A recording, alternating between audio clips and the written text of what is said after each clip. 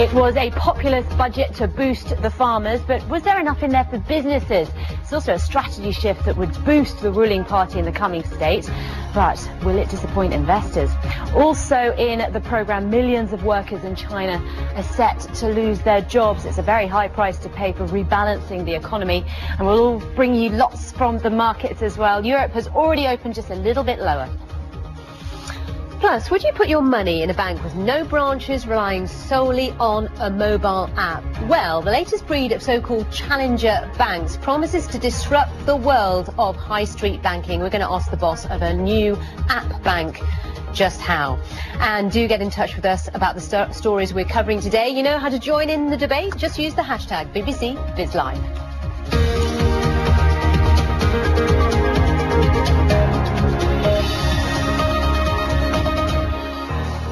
Hello and welcome to the programme. India is enjoying its economic status. It's overtaken China to become the world's fastest growing major economy. This morning, the Finance Minister, Arun Jaitley, presented his annual budget. It's a populist plan to boost farming aid and healthcare spending. It's going to appeal to the rural poor. But 2016 is a year of reckoning. Let's take a look at why. Because Mr. Jaitley says that his economy would grow by 7.5% this fiscal year. Now, the IMF is predicting growth of around this for 2016 and 2017. But some economists doubt India is going to actually achieve that. To hit the growth targets, Mr. Jaitley may have to abandon plans to cut the deficit to 3.5% of GDP, gross domestic product, by the end of the financial year. The government has struggled to get reforms on tax, on labour, land acquisition past the opposition, all vital to make India more prosperous. And it also needs to invest more to create jobs for the 1 million young Indians who join the workforce each and every month. Thank you, Victoria. Well, let's get more from Yogita Lamai, who is our correspondent in Delhi, right outside the building where this has all been going on. Yogita, good to see you. So, Victoria outlining some of the ambitious plans of this current government. Tell us more about what was in that budget. I think what the government recognizes is that the rural economy particularly has been under stress for 2 years because there's been less than sufficient rainfall during the monsoon season. And that's one big thing that they've tried to fix in this budget. And one of the big aims they've set out there is to double farmer incomes by 2020. But the other things they've talked about is spending more on infrastructure, spending more on bailing out state-owned banks. But I have with me Gokul Chaudhri, who's the leader of direct tax at BMR Advisors. Tell me, what did you think of the budget? I think the Finance Minister delivered quite a sensible budget. He had a number of proposals which sort of reassure us on the macroeconomic stability for India and make sure we are spending right and we are earning right. But was there enough in there for business? The government's promised a lot of ease of business in India. Was there enough in there for that? I think he made a commitment for the goods and services tax to be brought in. He talked about the bankruptcy code to be brought in. He talked about the first sort of cuts which are taking place in so far as small taxpayers are concerned and also for the large taxpayers. And importantly, he's trying to bury the ghost of Vodafone and other indirect transfers that's been troubling India ever since the retrospective tax came in. So I think he's putting a framework out there to have a conciliation and a closure to that issue. But how much do you think, of that? Because in India, it's a lot about making promises, but are they really being delivered on the ground? Do you think there's enough in that budget to keep the economy growing at more than 7% in the next year? Well, I think if you look at how much he's spending on roads, how much he's planning to spend on railways and ports, airport infrastructure, there's a fair bit of his stuff there. And he's also talking about recapitalization of the banks, which is important. Not enough, but some of the stuff is coming in here.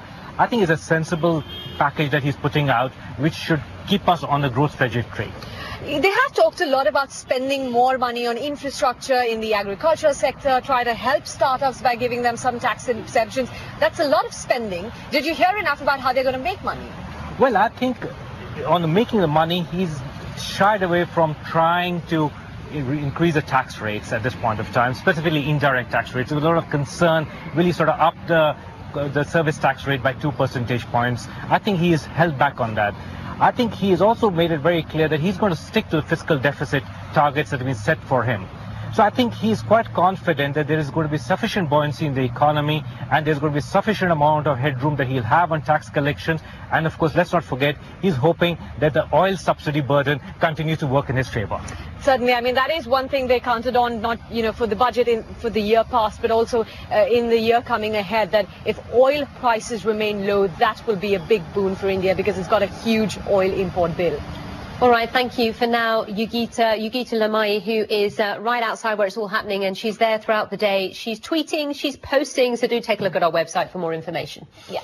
OK, let's have a quick look at some other news for you. The finance ministers from the world's leading economies met at the G20 summit in Shanghai this weekend. Few concrete measures emerged from the meeting, but policymakers did agree that ultra-low interest rates were not enough to bring the global economy out of its slump. Industrial production in Japan rose for the first time in 3 months. That's according to the latest government data. It was in January when manufacturing output went up by 3.7%. The statistics, though, pointed to weakness in the retail sector.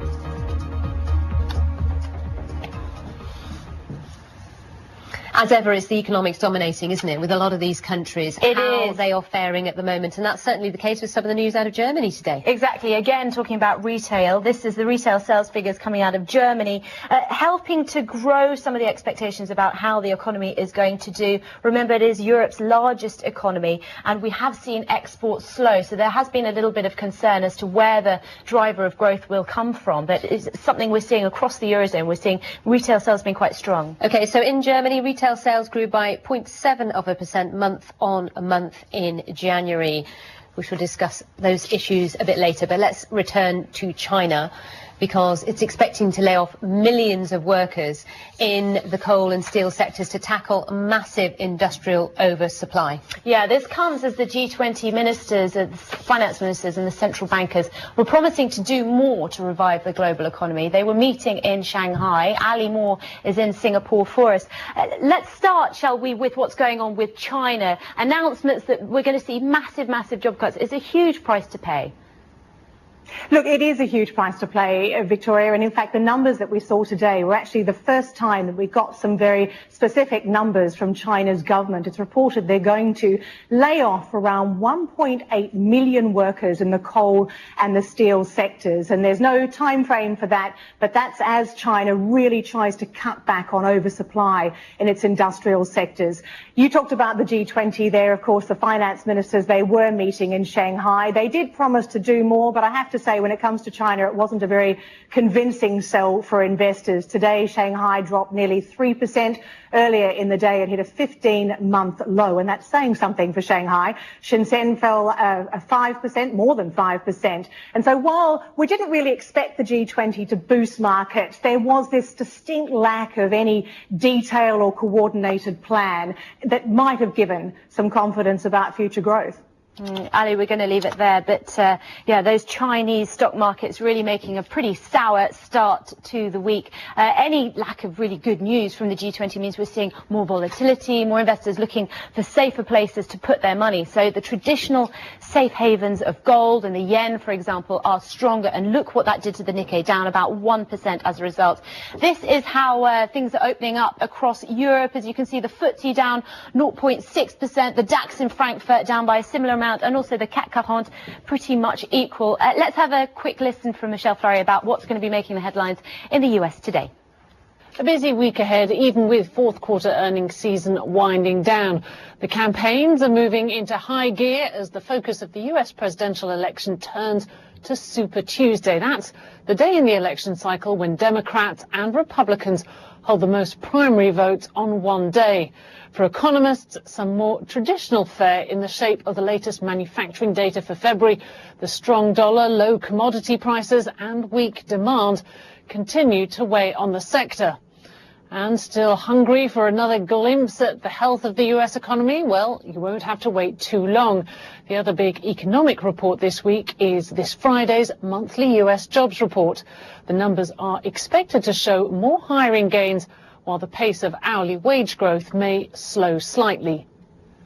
That was Michelle Fleury, of course, who's in New York for us. Well, we're joined by James Hughes, Chief Market Analyst at the trading brokerage GKFX. Good to see you, James. Morning. It's Monday morning. It is. Markets are going down. Your thoughts? Yeah, well, I mean, we're not seeing anything that positive this morning, really. I mean, and again, we're looking at what happened on Friday. Although there were quite positive US numbers on Friday, the GDP readings and the inflation readings were okay. It's Asia yet again that's dragging us lower, and we've got that same story, China off heavily, a lot of the other Asian indices really falling to the downside.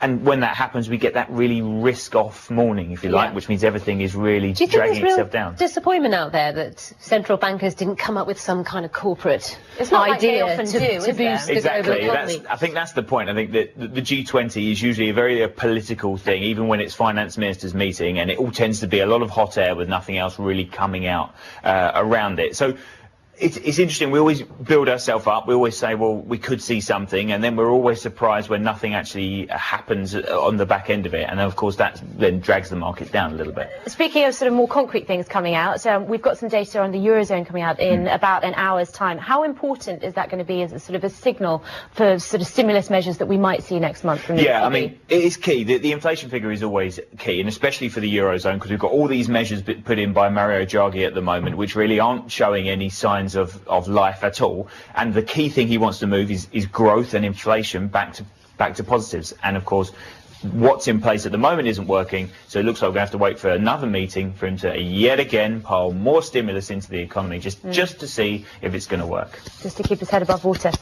James, we will see you a little bit later on to go through some of the papers. Thank you very much. Right, still to come. Appy banking, managing your money using your mobile phone. Does that send shivers down your spine? We asked the boss of a branchless bank and asked, is the technology trusted enough to ditch the good old bank branch model? You're with Business Live from BBC News.